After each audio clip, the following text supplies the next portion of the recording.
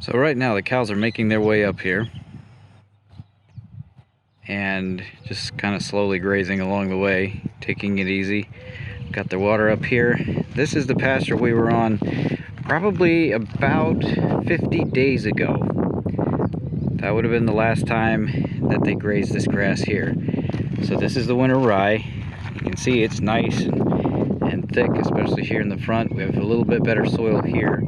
It's a little bit patchy, but some of the tall spots that you can see, like that one, that's actually where the chicken coop was for a while.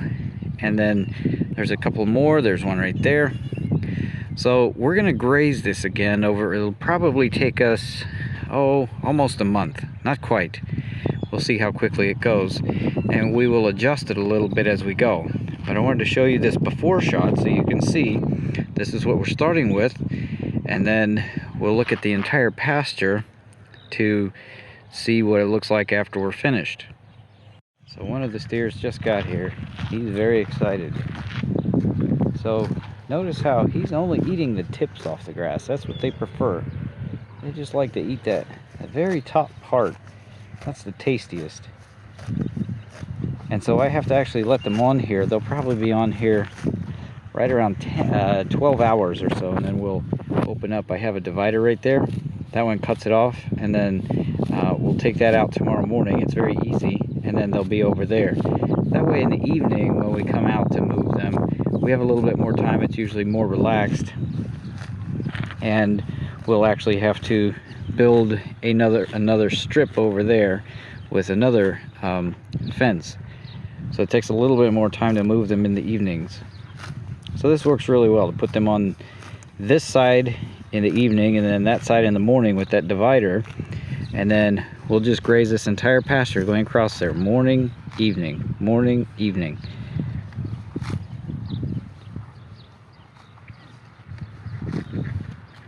And I'll adjust the width of the strips based on the grass. I'll go a little bit wider if the grass is short and maybe a little less dense. If I've got a big one like this, I'm going to do a narrow strip.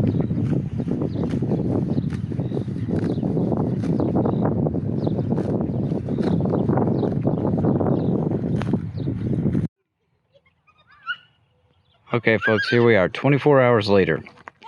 The cows are finished. They're like, we've eaten everything here. Hey, this is a yeah. flag. Hey, this is a flag. I don't. So you can see the line that they made right along the fence there. They ate that right down.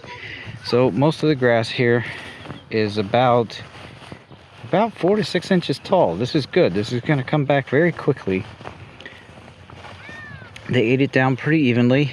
They didn't touch the weeds there, so we have to deal with those. Basically our weed control is seed control. So we cut these off before they go to seed, so the seeds aren't viable. So now we're gonna put up another strip of electric fence and move them over and give them a new section. Hi, buddy. He's telling me it's time to move. They get a little pushy when they're hungry. Okay, let's get this fence up.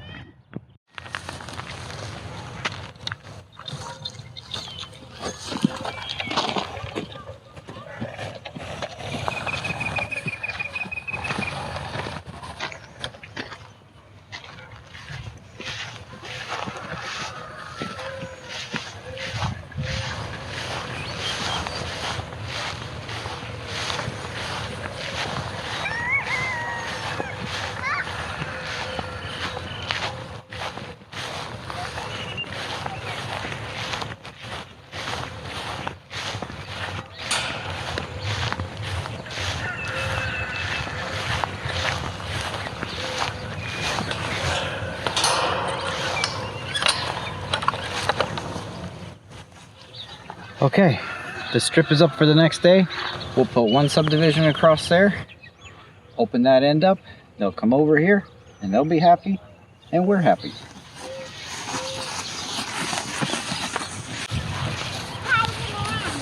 There you go. Got some fresh grass for you. Come around.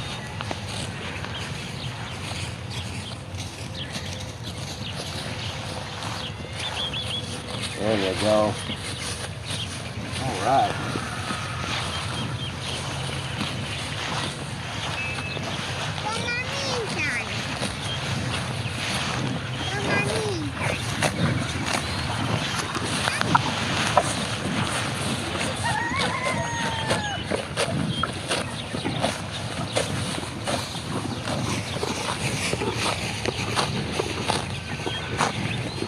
For the water, I just move this thing every day or so. When it's low, I'll move it to the other side.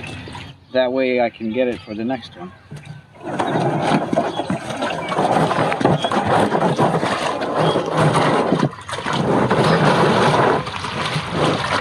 And I move this around so that we never get a big muddy spot where they're standing all the time. I keep it moving different places. I need manure here, so I want them here. So that's how we manage sustainable rotational grazing on a small scale. We keep the animals moving. Every 12 hours or so, we move them to a new section. They're happy, we're happy. It's easy to do.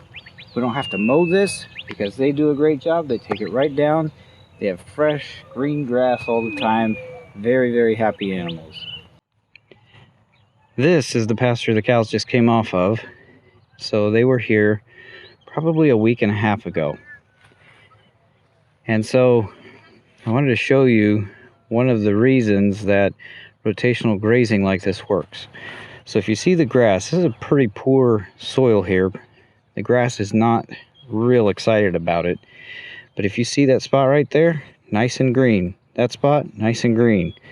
Green spot, green spot, green spot, green spot. That's because the cows were there. So they peed right there. Every time they pee, there you go. A green spot of grass. So by keeping them in a contained little area like that for a day, here they've got the manure, feeding the grass, feeding the grass. That's what makes this successful.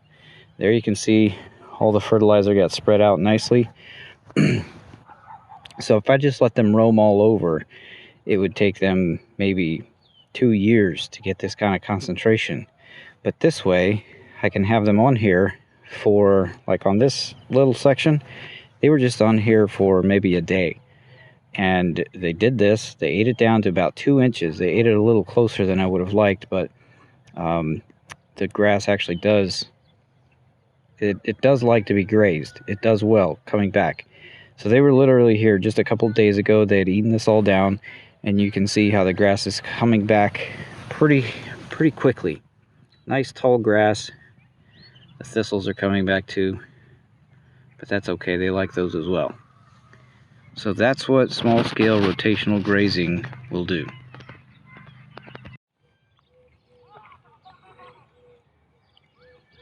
Okay, folks, here's the result of rotational grazing.